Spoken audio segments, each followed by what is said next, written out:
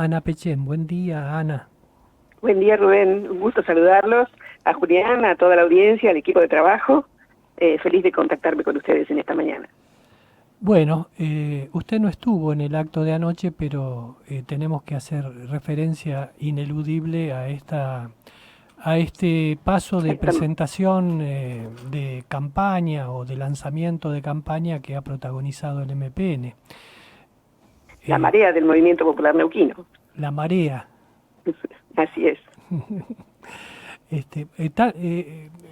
Hubo mucha gente, ¿no? Sí, sí, sí, no me cabe duda. Algunos hablan de 60, otros de un poco menos, pero bueno, la verdad que yo lo veo por las fotos. En este momento no estuve presente, así que, pero sí sé que fuimos muchos. Claro, bueno, ¿y cómo ubica en el contexto la situación de de la campaña? Realmente no sé si se está hablando todavía, en la campaña no veo que se esté hablando mucho de las cuestiones importantes de la realidad. Hay todavía como una pirotecnia entre adversarios. eh, Tal vez se vaya dando esto en los próximos días. ¿Usted qué cree? No, Rubén, en eso me permito disentir, ¿no? Es decir, nosotros venimos anunciando propuestas desde el mismo día que inscribimos nuestra lista y nuestra plataforma. Permanentemente estamos hablando de educación, con los proyectos concretos que vamos a hacer en educación, en el caso de viviendas, que es otro de los temas que realmente afectan, digamos, a buena parte de la población de toda la provincia, en el caso de salud, de seguridad. Creo que los que tienen pirotecnia son con nosotros, pero nosotros no hemos respondido una sola agresión, al menos ni Marcos ni yo, tampoco creo que había, ¿no? Sino que nos hemos puesto, por un lado, a mostrar qué es lo que tenemos, qué es lo que ha hecho el Movimiento Popular Neuquino, qué es para construir la provincia, para construir la ciudad, que son verdades incontrastables. Y bueno, y después mostrar propuestas. Justamente hace ya meses que yo recorro toda la provincia con el Centro de Estudios de Neuquén, el CENEU, trabajando con Focus Group y trabajando justamente con la consulta a nuestros ciudadanos para qué debe figurar en la plataforma para el 2023. Así que nosotros nos hemos dedicado no, digamos, a tener pirotecnia con los adversarios, sino a presentar propuestas. Sí, sí, las propuestas están, las he escuchado, como creo que han hecho todos los ciudadanos de la región que siguen más o menos atentamente la política. A lo que yo me refería, tal vez no fui del todo claro, es que eh, no me parece que ocupan el primer plano de la escena, sino que hay como un plano confrontativo que desplaza un poco el tema de las propuestas, porque las propuestas en algunos casos son coincidentes desde distintos sectores políticos, en otros no, pero las propuestas más o menos todos tienen alguna propuesta que dar, ¿no? Pero yo veo aquí una expresión de competencia muy alta y bastante determinante, digamos, eh, que se va a dar inevitablemente en las urnas, ¿no? Por supuesto, la responsabilidad es de los ciudadanos a quien elegir y nuestra responsabilidad es comunicar qué vamos a hacer. Mm. Por eso digo, creo que muchos que no tienen propuestas se dedican simplemente a confrontar porque no tienen las propuestas. Simplemente la pirotecnia verbal es lo que utilizan en una campaña política. No es, como digo, nuestro caso. Nosotros preferimos realmente discutir propuestas y estamos abiertos a discutir propuestas públicamente, donde sea. Pero en realidad vemos que algunos otros actores de la política prefieren utilizar un lenguaje que se ha construido en la Argentina por más de 200 años, ¿no es cierto? Es decir, la grieta que existe en la Argentina no es de ahora, es de muchos años, y existe porque algunos interpretan la política como inventarme un enemigo si no lo tengo y confrontar contra ese enemigo. Marcos es una persona absolutamente racional, sencilla, que no tiene esa visión. Su visión es la de trabajo en equipo, la de construir con todos, y la mía también. A mí me conocen de hace muchos años Mm. y saben que yo creo que la democracia es justamente el arte de ponernos de acuerdo, no el arte de confrontar. Sí, cuando abrimos hoy el programa que empieza justamente hoy su segundo ciclo en esta radio, Felicitaciones. gracias.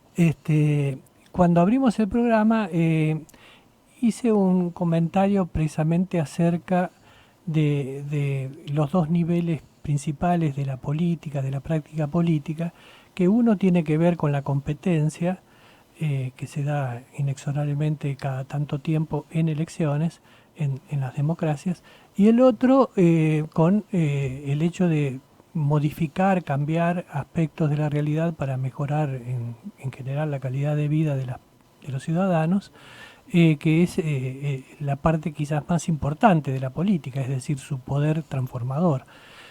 Pero que en la Argentina muchas veces lo único que se veía en la política era el nivel, el lado competitivo.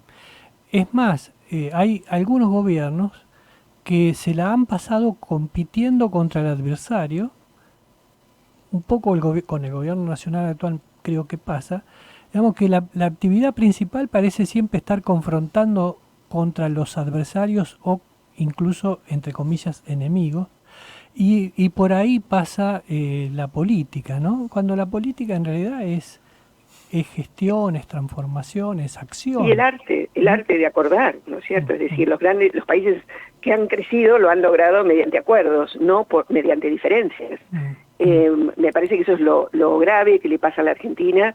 Buena parte de la inflación tiene que ver con eso, con acuerdos políticos, Claro. para poder sacar adelante los temas económicos.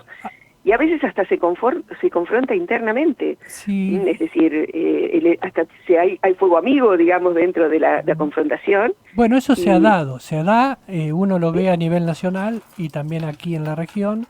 Un poco la pregunta que yo le quiero hacer es una pregunta de especulación y de proyección, pero creo que es legítimo hacerla, que es, bueno, supongamos que aceptamos todo esto, este nivel de fuerte confrontación, pero después de todo ahora estamos en época de elecciones y inevitablemente la competencia se da. Pero ¿llegará el acuerdo después de las elecciones? ¿Llegará ese acuerdo nacional y también regional que haga posible que se puedan hacer las cosas que hay que hacer? a ver, Rubén, yo creo, no puedo hablar a nivel nacional. Veo demasiado distante todo, ¿no? Es demasiada confrontación. Creo que la provincia de Neuquén tiene una historia donde se convive en armonía, más allá de la presencia de distintos partidos políticos. Las legislaturas han tomado sus decisiones por mayorías fuertes, en muchos casos por unanimidad, con la presencia de muchos bloques políticos. A mí me tocó conducir, digamos, una legislatura al principio cuando asumí con Jorge Zapag, en donde oficialismo y oposición estaban 18 a 17, es decir, había una diferencia solamente de un voto entre, digamos, la oposición y los grupos del Movimiento Popular Neuquino, más algunos que adherían, digamos, al mismo sector, que eran 3. En la segunda instancia me tocó tener 17 bloques políticos sobre 35 diputados. O sea que conozco bien que realmente uno puede disentir en muchas cosas. Hasta la izquierda tiene una representación en nuestra legislatura, y lograr acuerdos. O sea, no es eso lo que me asusta a nivel provincial, por decirlo de alguna manera. Tampoco tenemos problema de relación entre los poderes, como ocurre en este momento a nivel nacional. Sí que hay que mejorar muchas cosas y que hay que entender esto, ¿no es cierto? Es decir, que a veces la construcción de una ley, la construcción de un acuerdo lleva tiempo, no es mágico. A mí la ley de educación, la primera ley orgánica de educación de la provincia me llevó 2 gestiones. Más o menos lo mismo nos pasó con el Código Procesal Penal. Pero cuando uno logra esos acuerdos, se transforman en realidades. En cambio, cuando se saca leyes, por decir de alguna manera, arrancando un voto o 2 de diferencia, no se consolidan en el tiempo y no se ponen en práctica. Hola Ana, buen día, ¿cómo le va? ¿Qué tal, Julián? Mucho se ha hablado en esta elección de Neuquén en particular sobre un escenario polarizado con 2 espacios, inevitablemente tomando la delantera, digamos, en la carrera por la gobernación, por el Ejecutivo de Neuquén. Uno, claramente el Movimiento Popular Neuquino, por su peso y por su historia, y el otro, el que conduce el candidato Figueroa. ¿Usted también coincide con esa visión de una elección polarizada o cree que puede estar un poco más repartida? Creo que hay 5 candidatos y no quiero desmerecer a ninguno. Me parece que todos tienen en este momento la chance de la competencia y de seducir al electorado con sus propuestas, con lo que pretendan hacer con el Neuquén. Y me parece que es no reconocer, digamos, las características actuales, ¿no es cierto?, que hay en el mundo y en la sociedad, donde lo que hay es esto que se ha dado, ¿no es cierto? Es decir, salvo algunos partidos que somos la excepción, como el Movimiento Popular Neuquino, la mayoría de los partidos terminan rompiéndose en múltiples fracciones y aparecen nuevos actores, ¿no es cierto? Es decir, hay que ver lo que ha significado la irrupción de Milei dentro de la nación, ¿no es cierto?, y de su propuesta para mucha gente, muchos jóvenes y algunos que no son tan jóvenes, y creo que uno no puede desconocer partidos tradicionales como el radicalismo, como el ARI, como el PJ, o sea, me parece que son todos actores importantes a la hora de decidir en la provincia de Neuquén. Así que respeto en todos ellos su representación, y siempre digo lo mismo, ¿no? Es decir, las alianzas en la Argentina no tienen buena historia. En el caso de cuando ocurrió, digamos, la elección de la Rúa, no solo terminó con un vicepresidente que se fue en el breve plazo, sino que estalló el país. También la alianza entre Cristina y Cobos no dio buenos resultados y terminó en la 125, ¿no es cierto?, con una situación realmente grave también para el país. Entonces me parece que lo que hay que tener es fidelidad a los principios, fidelidad a lo que son los lineamientos básicos de cada uno de los partidos, para que la sociedad sepa qué es lo que vota. Cuando hay simplemente, en algunos casos, digamos, rejuntes de voluntades para obtener un resultado electoral, la sociedad no puede saber cuál es el futuro, no puede avisorar el futuro. Y eso es lo que nosotros ofrecemos, de alguna manera, con nuestros errores y con nuestros aciertos, para el futuro de Neuquén. Lo que hemos construido hasta ahora es una provincia a la que eligen para vivir muchísimos ciudadanos de la República Argentina. No debe ser porque hayamos hecho las cosas tan mal, sino porque vienen en busca de trabajo, educación, salud, seguridad, y una previsibilidad en función de lo que hemos hecho y lo que planteamos para el futuro. Ana, ¿cómo ve, bueno, precisamente en este 2023, con una inflación que parece no poder bajar del 6% mensual, con una devaluación en marcha que ya ha llevado al dólar oficial por encima de los 200 pesos? ¿Cómo ve la situación, el contexto de la provincia en ese contexto mayor, teniendo en cuenta que, bueno, que está en aumento la producción de petróleo y gas, que son commodities que tienen de alguna manera valor dólar, y que Neuquén está relativamente bien posicionada, pero evidentemente en un contexto económico muy complicado? Sí, el contexto nacional, digamos, lo que es macroeconomía, Neuquén no lo puede manejar. Pero creo que el gobierno ha dado señales claras, ¿no es cierto? El ajuste de los salarios por el IPC es lo que le permite a nuestros trabajadores, especialmente los trabajadores estatales, poder mantener un ajuste, digamos, en el tiempo que vaya corriendo junto con la inflación. La inflación nos devora los bolsillos a todos, pero bueno, esto es un paliativo, ¿no es cierto? Y no es solamente para los trabajadores estatales, porque ese dinero queda en Neuquén, y es el dinero que se usa en la verdulería, para comprar zapatillas, para ir al supermercado. O sea, eso, más la decisión que tomó Marcos de traer del impuesto del sueldo, digamos, un equivalente a lo que correspondería a la zona desfavorable para que no paguen impuesto a las ganancias, es también un aporte muy, muy importante, de aproximadamente 1.000 millones, digamos, por mes, que quedan en Neuquén y se distribuyen en Neuquén. Y lo favorecen al médico, al director de escuela, al maestro con antigüedad, también a la policía, digamos, a todos los trabajadores estatales que están regidos por este régimen.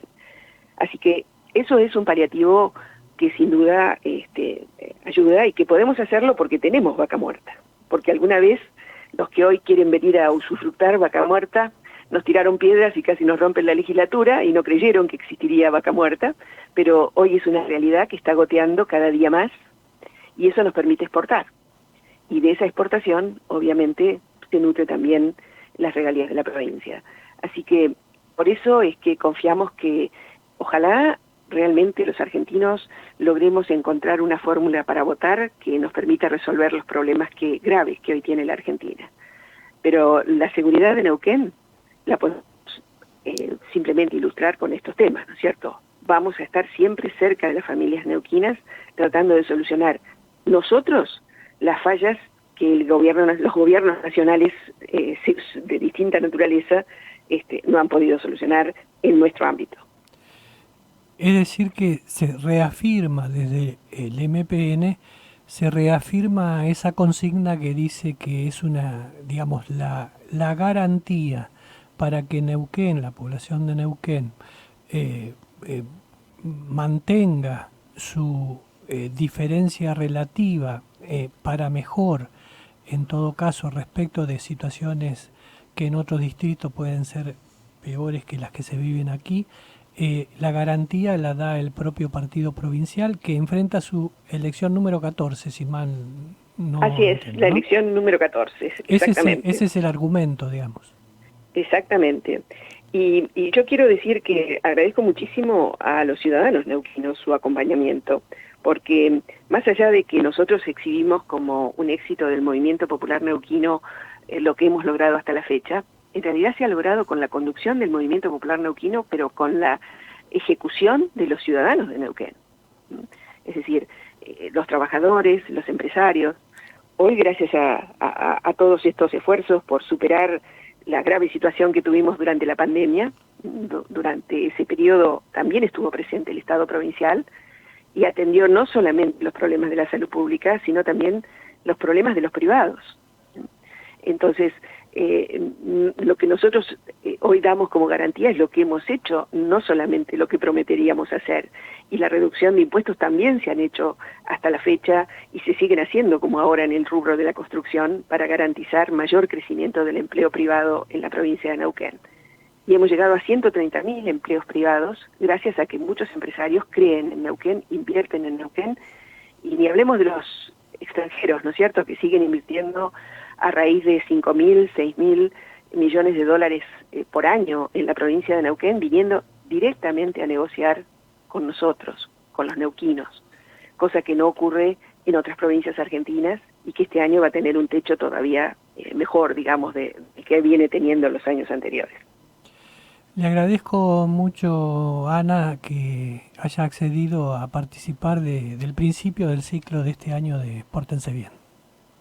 Muchísimas gracias, Rubén. Siempre es un gusto conversar con ustedes y poder llegar a la audiencia con este mensaje, un mensaje de construcción, un mensaje de paz, que creo que nos hace falta no solamente a los neuquinos, sino también a los argentinos.